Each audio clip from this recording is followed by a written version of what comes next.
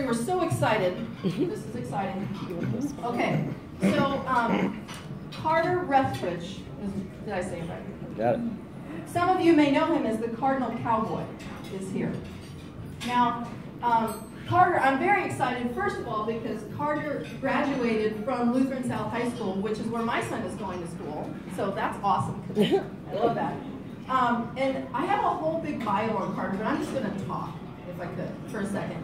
So the one thing I do want to read here is that Carter was voted the MLB favorite fan. He was selected as one of 21 super fans in the world. 1 out of 21, right, according to CNN's Bleacher Report. So here's the deal. Carter was on his way to being a Major League Baseball player, right? You were headed that direction. He had won some awards. Tell me what the awards are. The All-American, I'm sorry, the MLB All-Stars Award, which is the same award that David Freese has won, right?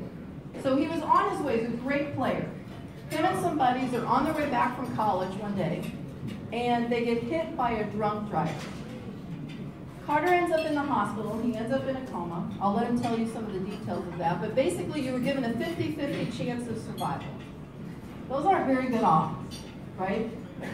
And the doctors told his parents that, well, if he comes out of it, you're really going to have to take care of him the rest of his life, because he just really isn't going to be the same, really won't be able to do much at all, right?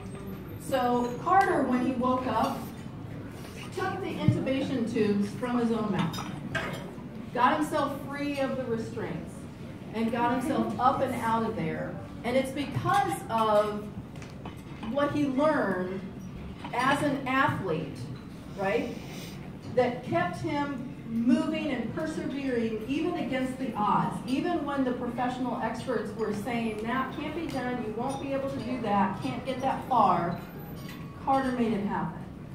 So it's my honor and pleasure today to introduce you to the Cardinal Cowboy, Carter Refrich.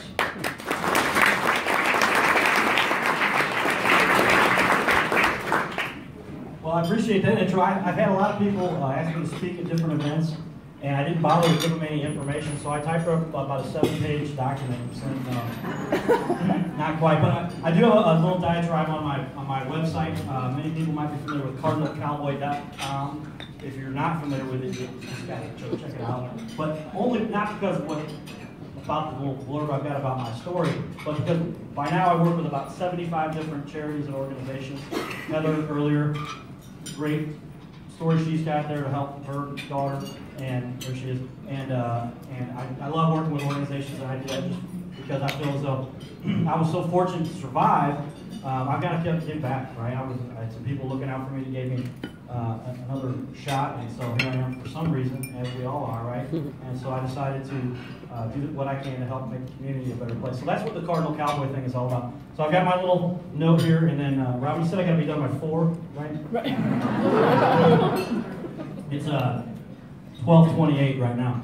So I've got about 8 more minutes here to talk to you quickly about some of the important things that I think we all recognize, but some of the things that I've learned by doing this Cardinal Cowboy thing, right? How many people, first off, I always get a good reaction in St. Louis, how many people here are Cardinal fans? How many of you are Cardinal fans, right? Come on, make some noise. Right? All right, so here we go. Right. That's what I do at the Cardinal games. How many people see me at the Cardinal games, Cardinal Cowboy doing my thing, all right? And a lot of people don't realize why I do that, but it's part of the message I have to say, let's get some attention here towards some good things in life. So the story is, I've got the outline here. I'm going to probably follow about a quarter of this, maybe 5% of what I've written down. But the truth is, I was going to play baseball. I won the SLABA, St. Louis Amateur Baseball Association Team MVP. Then went to college. A few years later, David Freese won that same award. So did Brian Howard. Brian Howard with the Phillies, I think he had an $18 million contract. But he's done a great job. But and same with David. Those guys are awesome guys too, by the way. But I was put on a different path. I was hit by a drunk driver, like Robin was saying, and was in a coma less than 50-50 odds to survive. And then when I proved them wrong, they didn't tell me this. They told my parents. And my parents didn't tell me until I was many years later. And thank God they didn't tell me that. But what's it like to tell a kid, oh yeah, by the way, you're not supposed to be able to take care of yourself, right? My parents deliberately did not tell me that information. So I decided, you know what? My baseball career got ended by a drunk driver. I'm going to go off and do something bigger and better. So I stole the red Augie Bush cowboy hat. How many people have seen those red Augie Bush hats? Right? I'm going to put my tablet in my pocket here. I stole the original hat from my dad. I started wearing it to the games. I wore the jersey, and then I said, you know what? I was in a coma. I don't really care what everybody thinks. I'm lucky to be here. Right. I'm going to wear the dang baseball pants because I should have been out on the field playing baseball, and I'm going to go to the game as if I was there playing ball. And I said, here goes. I never forget the day I did it. I was standing in front of my dresser in my house in Fenton, the first house I owned, where I lived. I was 28 years old. And I said, all right, here goes. Put on the pants, let's see what happens. I go to the game, and not knowing what to expect, but again, I was like, you know what? I'm thinking outside of the box. All right? I'm going to try to do something different, something to stand out, something to get some attention, because I felt it was something I deserved, and don't we all deserve something if we dedicate our time and hard work and ambition?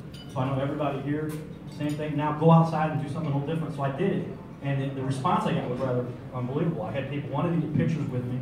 So being a computer nerd, that was the backup plan. My dad said, we're going to go to computer classes here in the 8th grade during the summer when all the other kids are running around the neighborhood, because you're not going to do that. And so I'm a computer nerd. That's what I do for a living. And I put together a website called CardinalCowboy.com, and 2 weeks later, I had 500,000 hits on my website. Wow. So I was like, whoa, all right. Now my parents are going to kill me if I don't do something positive with this, right? And because my mom is an incredible inspiration, my dad also, my mom taught a fairly well-known actor out of St. Louis, drama in high school. His name's John Goodman. Everybody's heard of him? Maybe that's where I get some of this from. So, but I said, all right, now we're going to have to do something positive with it, and I decided to do that. And I went to the games, and I said, here's the World Series trophy. I've got it over. We've got a flower in the middle of our table. Our table is getting cluttered, so I put the flower in the middle of the World Series trophy. You guys see, I got the replica. I've had that in the owner's box at the Cardinals game. Man, they see me wear, the owners have seen me wear the rings. They kind of get what's going on there. We do our fun stuff. And so they know about it. And it's a good, positive message that helps to inspire a lot of people. But that's what I get to talk to people about as a business owner, as a top salesperson, as a person who wants to excel. What's the one thing you always got to do to set yourself apart, right?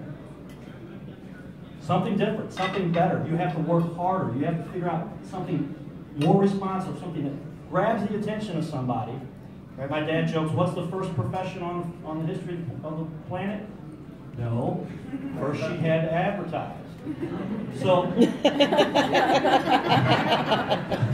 but you've got to get the attention of somebody first before you can even begin to talk to them about what it is. And that's where marketing becomes so integral. And you've got to get a good message out there that really espouses the response that you want. And if you don't always talk about something positive, energetic, or good, you're quickly going to come crashing down. How many people have seen somebody talk negative, hear something negative, and it doesn't do anything other than bring the whole situation and the whole crowd around them down, right?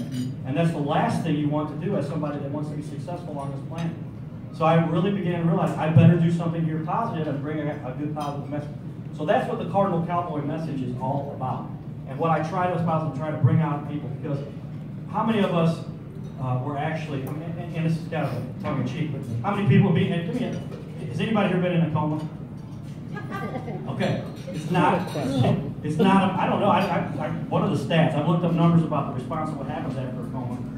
I finally did that. I got a little award that they said for helping youth sports, and I said, I'll give a speech about, at that speech I'll talk about what happened as being somebody who driver was in a coma. And then the results I found were horrible.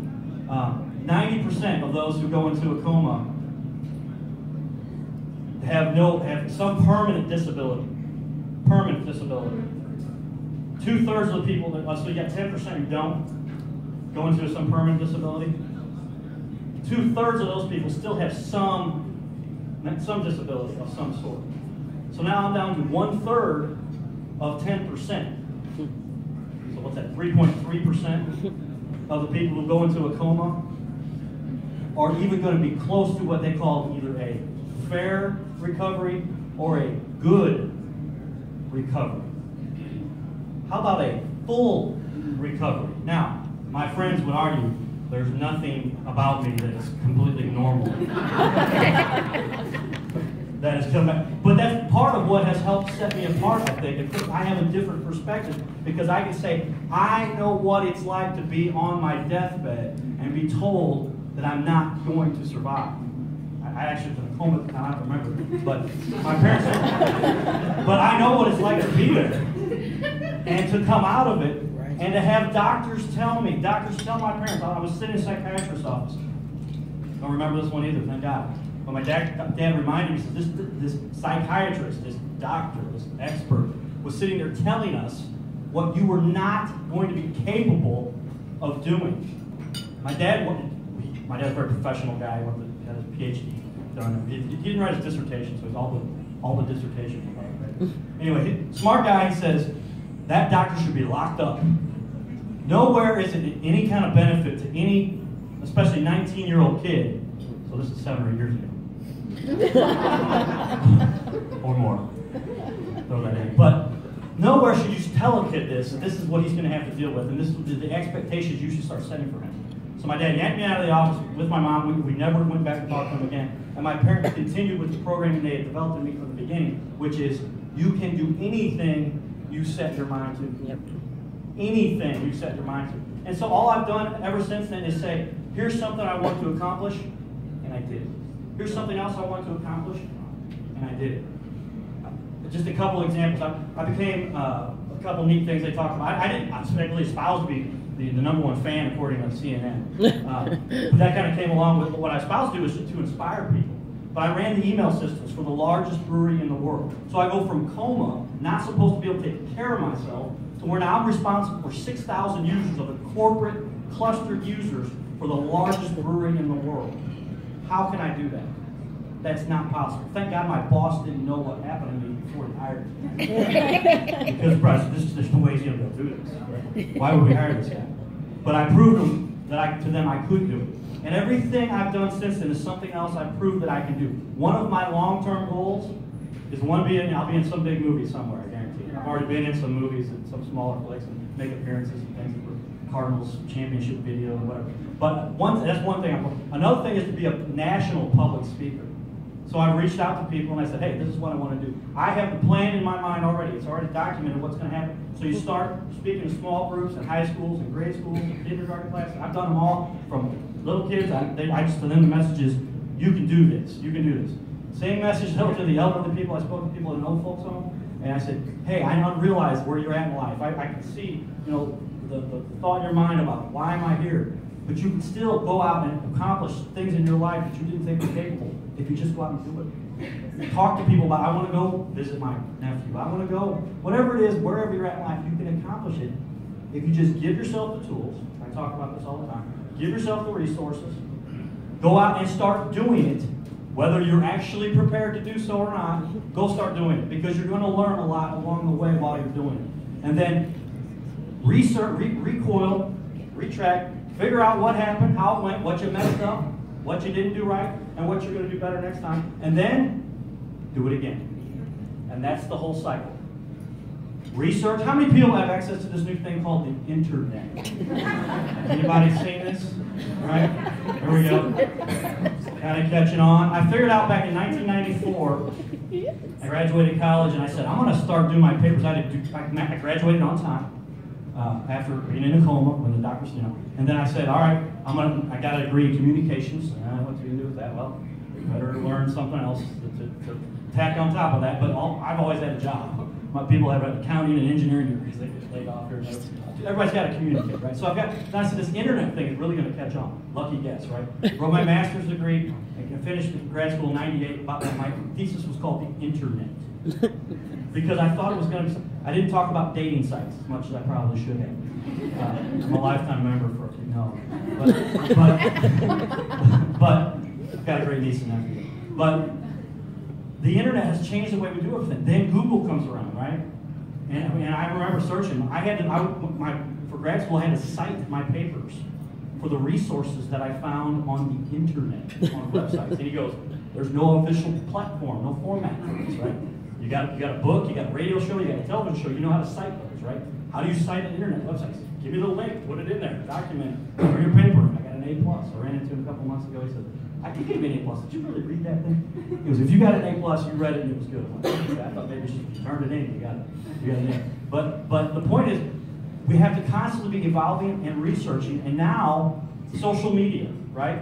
I literally make my living helping people understand how to use social media for their business. That's how I make my living. Christy knows a little about where we started, some stuff we got going, and evolved into something bigger and better. And it's constantly reinventing yourself, finding those resources, and then continuing on, mastering it, re-evaluating what you're doing, and then doing it again better. And that's what I've learned, and that's what the internet has made the leveling ground for everyone. Anyone has access to what's out there. Are you going to sit there and tell me you don't have the information or the resources? Then you're being lazy. It's out there. Go get it. Set yourself apart from the other people around you. You don't have to be an expert in everything. As a matter of fact, one of the tricks I've learned is find a few startling facts, right? And know those facts. Now you've got their attention. Once you've got their attention, they didn't expect you to know everything about their business. Go in and learn about their business. Specifically help them find the information they don't realize is there and help them show them how to get it. And then push it across this new thing called the internet, Google, Facebook, LinkedIn. And that's what I love doing. That's what I espouse and really help people do, because we're all here for one reason, right? To be happy and help as many people as we can, because that makes us happy. So it's all a very selfish thing that we do in helping people, because it makes me feel good to do so. But that helps the whole world benefit by doing so. And so if everybody would be on that same page, and I think everybody in this room is, but we know some people out there who aren't, but you got to get that message out to those people and help them understand what the true benefit of how you can do things to make the world a better place. And that's what Cardinal Cowboy really stands for and believes in. So I want to thank you guys for letting me speak. I've got 3 quick quotes that I use all the time. One is, I love this one, if you think you can, or if you think you can't, you are right. My dad taught me that one many times. The other one that comes from baseball comes from my dad too. I don't think he wrote these, but I think that first one was Henry Ford. But the other one is, it's not the error in life that kills you. It's how you respond to the error, right? It's not the mistake. We're all going to have mistakes.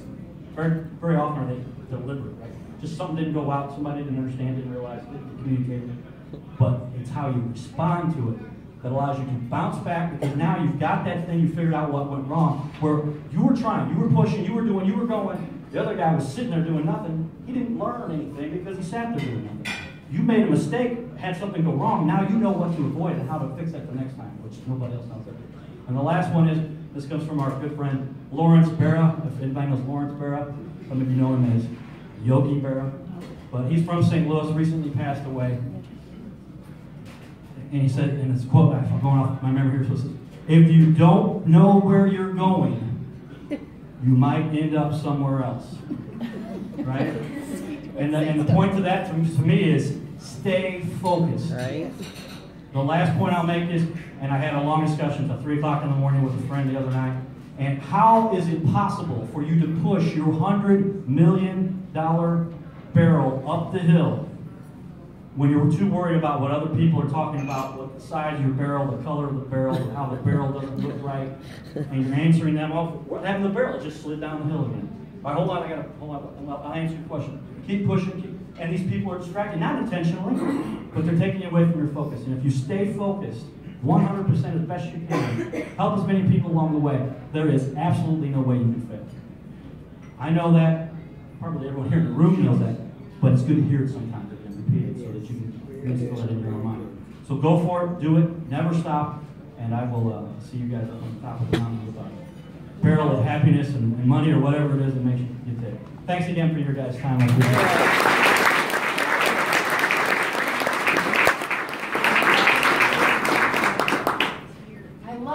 Here's the interesting thing. As you listen to inspirational speakers, no matter what their story is,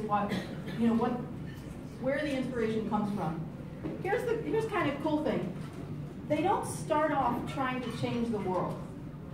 They just start off trying to keep going, right? They just take another step. And before you know it, they've spoken in front of hundreds and thousands of people. They've raised $150,000 or more for a charity, right? I mean, that's what happens. They just took a step. And when you take another step, it's like compound interest, right? It's amazing what can happen. And again, we all have that within ourselves. So hopefully these stories have inspired you to take a step today toward whatever that is for you, right? Okay, so we've got some exciting things. Let's give our speakers a round of applause again. Thank you.